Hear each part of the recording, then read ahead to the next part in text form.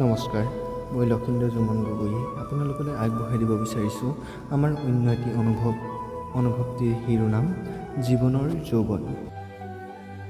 জীৱন কি নাজানে তাই, মৰমেৰে উপচাই যৌৱনৰ ৰসেৰে হেমত পেলায়। যৌৱনৰ তৃপ্তি পাই জীৱনক পাহৰাই অশ্ৰু নিগৰুৱা ফিৰিঙতি তাই। দেখি শুনি জাকি উঠা সহস্ৰ ভাৱনা, প্ৰল অনুপলৰ প্ৰতিটো ঠিকনা। যৌৱনৰ বল পাই জীৱনক পাহৰাই এটি মাথো পল তাই কামনাৰে যাচি দিয়ে জীৱন আৰু নাই। নাপাব ঘূৰাই তাই সেই অনপল, বহু দূৰ গুচি গ'ল মাথো কলা দাগ ৰ'দ। নাযাব কেতিয়াও গুচি সেই কলা দাগ, সহিব নোৱাৰিব তাই সমাজৰ মাত।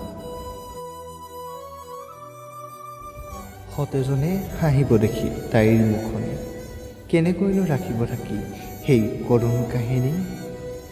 জীৱনৰ বাটে বাটে যৌৱনৰ খোজে খোজে ৰৈ যাব সেই কলা দাগ, কৰিব জীৱন বিনা। পৰিব মনত এদিন পূৰ্বৰ ভেঙুচালি, এটি মাথো পলে নিলে তাইৰ জীৱন কাহি। সেয়েহে ক'ব খোজোঁ কবিতাৰ ৰসেৰে আজি, নেদিবা কেতিয়াও তুমি যৌৱনক অকলে এৰি, এটি মাথো পলৰ বাবে জীৱনে নিব গাহি। সেইটি পল আকৌ নাহিব দুনাই, জীৱনক তুমি নাপাবা ঘূৰাই।